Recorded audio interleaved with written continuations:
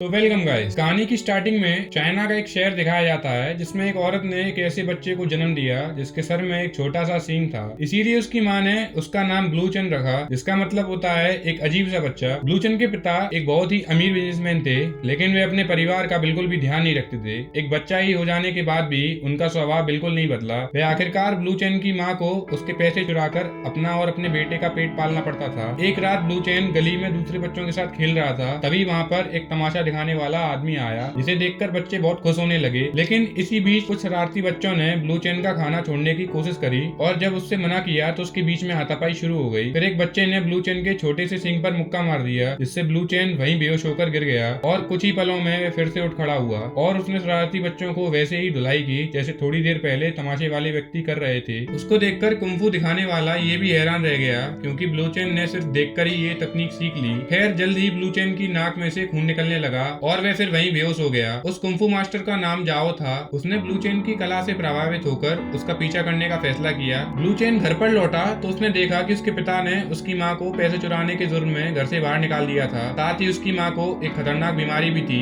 यहाँ मास्टर जाओ ने उनके पीछे आकर उसकी माँ का हालचाल पूछा, फिर उनसे कहा कि ब्लूचेन को वे अपने साथ ले जाकर उसे कुंफू योद्धा बनाना चाहते हैं। ब्लूचेन की माँ इस समय बिल्कुल बेबस थी और उसने अपने बेटे के भविष्य के लिए आखिरकार ब्लूचेन को जाने की इजाजत दे दी। इसके कुछ ही समय बाद बीमारी से चल बसी इस घटना के 18 साल बाद ब्लूचेन बड़ा योद्धा बन गया था। अब वह मास्टर जाओ के साथ इराज के खिलाफ एक युद्ध लड़ने जा पहुंचा। ब्लूचेन मास्टर जाओ का सबसे होनहार योद्धा था। जल्द ही मास्टर जाओ समझ गया कि दुश्मन की फौज बहुत बड़ी है। तब उसने अपने आदमियों को ब्लूचेन के सींग पर मुक्का मारने की कहा। अब वह जानता था कि ब्लूचेन की खास शक्तियां ही हमें जिता सकती हैं। तभी जाओ के आदमियों ने वही किया और अचानक ब्लूचेन एक ताकतवर योद्धा में बदल गया। जल्दी उसने पूरी ताकत से सेना की छुट्टी कर दी और आखिरकार वह वहीं बेहोश होकर फिर से गिर पड़ा। उसके बाद उसके साथ ही उसे वापस ले जाकर अड्डे पर ले गए। फिर मास्टर डोंग का एक आदमी ब्लूचेन का इलाज करने लगा। जब ब्लूचेन की आंखें खुली तो मास्टर डोंग ने उसे बताया कि किसी को भी तुम्हें अपने सिंग को छूने नहीं देना चाहिए। साथ ही मास्टर डोंग ने उसे चेन कुंफू स्टाइल सीखने की सलाह दी, क्योंकि वो उसकी आत्मा और दिमाग को एक साथ लेकर निकलेगा। लेकिन मास्टर जाओ को ये बात पता चल गई तो उसे मास्टर डोंग पे बहुत गुस्सा आया। मास्टर जाओ ने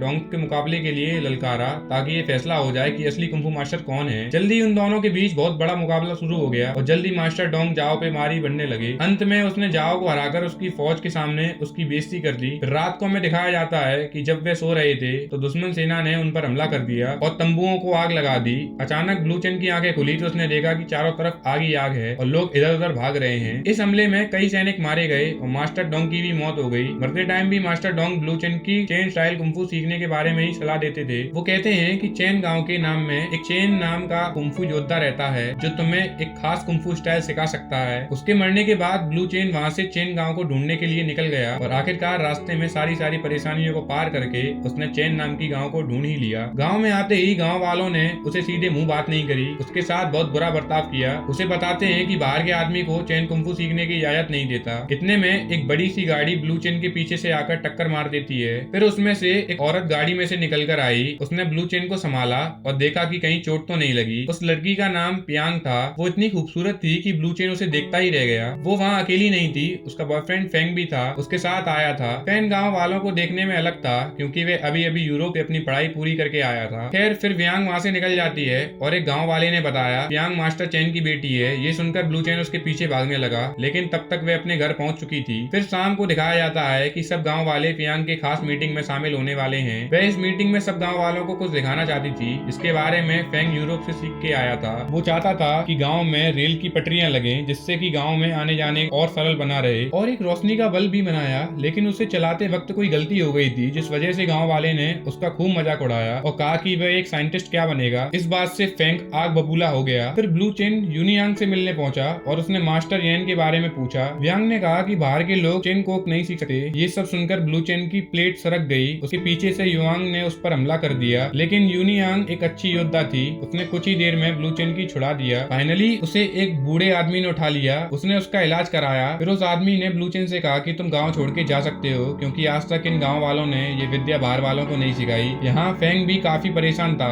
क्योंकि गांव वाले उसके मजे ले रहे थे। फिर फेंग गांव के गवर्नर के पास जाता है और उससे कहता है कि गांव वाले अभी भी रेल की पटरी बनाने के लिए राजी नहीं है। फिर वहाँ के यूरोप से क्लियर नाम की एक लड़की आई जो कि बड़े बड़े प्रोजेक्ट में अपना पैसा लगाकर प्रॉफिट कमाती थी, उसने गवर्नर को अपने जाल में फंसाया और कहा कि उसके पास एक ऐसी मशीन है जो रेल की पटरी आसानी से लगा सकती है। फिर अगले दिन ब्लू चेन दोबारा से व्यांग के पास पहुंचा। आज ही उसने चेन कुंफू की मदद से ब्लू चेन की फिर से डंड बचा दी। ब्लू चेन को पीटने के बाद व्यांग ने गाँव वालों के कहा अगर ये दोबारा यहाँ नजर आया तो इसे भगा भगा कर पीटना। लेकिन फिर ब्लू चेन हार नहीं मानी और वहाँ से फिर से चेन गाँव की ओर घुसने की कोशिश की, पर हर बार गाँव वाले उसको अच्छे से पीटे। फिर दिखाया जाता है कि ब्लू चेन खुद ही इस तकनीक को करने का अभ्यास कर रहा है, क्योंकि अब तक तो उसने सब कुछ अपनी आंखों से देख ही लिया था। एक दिन वही बूढ़ा आदमी ब्लू चेन को अभ्यास करते दिखता है तो वे उसे सलाह देता है कि अगर तुम्हें गांव वालों से जीतना है तो तुम्हें उन पर उनकी तकनीकों से वार करनी होगी। फिर हमें दिखाया जाता है कि ब्लू चेन फिर से चेन गांव में पहुंचा और उसने एक टोफू बेचने वाले को मुकाबले के लिए ललकारा। टोफू वाले ने कहा कि अगर तुमने मेरे हाथ में रखा टोफू नीचे गिरा दिया तो तुम जीत जाओगे। जल्दी मुकाबला स्टार्ट हो जाता है और ब्लू चेन अपनी पूरी ताकत से लड़ने लगता है। फिर उसे बूढ़े आदमी की एक बात याद आई, उसने टोफू बेचने वाले को उसी की तकनीकों से हरा दिया। ये मुकाबला ऊपर युवांग भी देख रही थी और ब्लू चेन की मेहनत और लगान देखकर वह काफी इंप्रेस हुई। मुकाबले जीतने के बाद ब्लू चेन उस बूढ़े आदमी के पास जाता है, लेकिन लड़ाई के कारण वह इतना थक गया था कि वहीं पर बेहोश हो गया था। साथ ही उसकी नाक से खून भी निकल रहा था। हमें दिखाया जाता है कि फेंग भी क्लियर की दी हुई रेल रोड मशीन को लेकर गांव में आ जाता है और वह सभी गांव वाले के घर तोड़कर रेल की पटरियां बिछाना चाहता था। उसके साथ क्लियर और उसकी टीम भी आ जाती है। इसके बाद फेंग ने पूरे चेन गांव को गवर्नर का वारंट लागू कर दिया। वारंट में लिखा था कि पूरे चेन गांव के लोगों को अगले 6 दिन के अंदर अंदर चेन गांव खाली करना होगा। ये सुनकर सब सुनते ही व्यांग सीधा बात करने गांव के सरपंच के पास पहुंची, लेकिन सरपंच कहता है कि इस मुसीबत से बाहर निकलने का रास्ता किसी के पास ही नहीं है, सिर्फ एक आदमी को छोड़कर। व्यांग पूछती है कौन है वो आदमी, तो सरपंच कहता है खुद मास्टर चैंग है। मास्टर चैंग तो कुछ साल पहले ही गांव से गायब हो गया था। फिर शाम को व्यांग ने अपने पिता के बारे में जानकारी ढूंढने की कोशिश करी तो उसने देखा कि फेंग क्लियर से अपने प्यार का इजहार कर रहा है। ऐसा होते देख यूनिया अंदर से टूट गई, लेकिन उसने अपने दिमाग से काम लिया और वहाँ रखी रेल रोड मशीन की किताब चुराने लगी। फिर ब्लू चेन को दिखाया जाता है कि जब उसकी आंखें खुली तो उसे पता चलता है कि उस बूढ़े आदमी के घर पर था। वह बताता है कि चेन गांव में बहुत बड़ा खतरा मंडरा रहा है। वह कहता है कि ब्लू चेन उस रेल की पट्टी बनाने वाली मशीन को तोड़ दे। बूढ़ा आदमी कहता है कि अगर तुम इस गांव में सफल हो जाओगे तो क्या पता गांव वाले तुम्हें अपना मसीहा ही बना लें, तुम्हें चेन गांव में शामिल कर लें। इस तरह तुम चेन गांव की स्टाइल भी सीख सकते हो। ये सुनकर चेन की उम्मीद फिर से जाग उठी। वह बिना देर किए अपने काम पर निकल गया और जल्दी एक गोदाम में पहुंचा। वहाँ मशीन रखी गई थी, लेकिन वहाँ घुसते ही उसका सामना यूरोप के तगड़े फाइटर से होता है और वहाँ व्यांग भी आ जाती है और उसने ब्लू चेन का साथ दिया।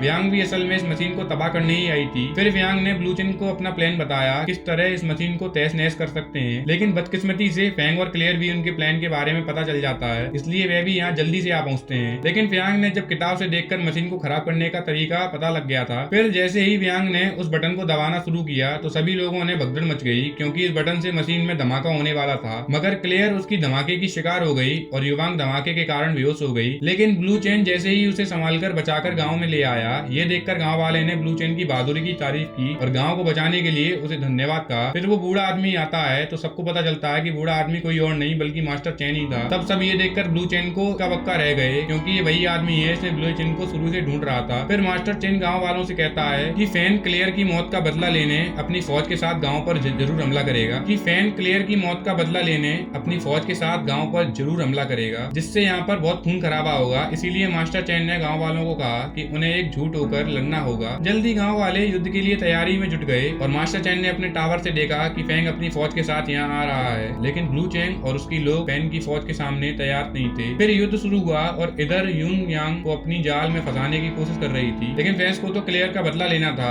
उसने उसकी एक भी नहीं सुनी। इधर दिखाते हैं कि ब्लू चैन गांव वालों के साथ मिलकर फौज का खात्मा कर रहा है। फिर उसने देखा कि एक सिपाही व्यांग को गोली मारने वाला था, तो यूनिया को बचाने के लिए उसके सामने खड़ा हो गया और गोली सीधे उसके सीने में आ लगी। जब ये सब मास्टर चैन ने देखा तो उसको इतना गुस्सा आया कि उसने अकेले ही फैंग और उसकी फौज को बैंड बजा दी। फिर गांव वालों ने मिलकर फैंग और उसकी फौज को गांव से ही भगा दिया। आखिरकार इस सब युद्ध में जीत गए और बेहोश ब्लू चैन को सरपंच के पास ले जाया गया और मास्टर चैन ने बताया कि ब्लू चैन को देखकर चैन स्टाइल कुंफू सीख लिया। ये सुनकर कई लोग ब्लू चैन स्टाइल कुंफू चोरी करने का इल्जाम लगाने लगे, लेकिन मास्टर इन सब लोगों को सहमत नहीं था। उसने ब्लू चैन की जान बचाने के लिए कहा और उसकी शादी मियांग से कराने का फैसला सुनाया, तो मियांग भी इसके लिए राजी हो गई और इस तरह ब्लू चैन इस गांव का हिस्सा बन गया। आखिरकार ब्लू चैन और यूनिया की शादी हुई जोरों शोरों से और इसी के साथ इस मूवी का एंड हो जाता है। तो गाइस, अगर मूवी पसंद आई हो तो एक लाइक और सब्सक्राइब जरूर करें। Thank you guys.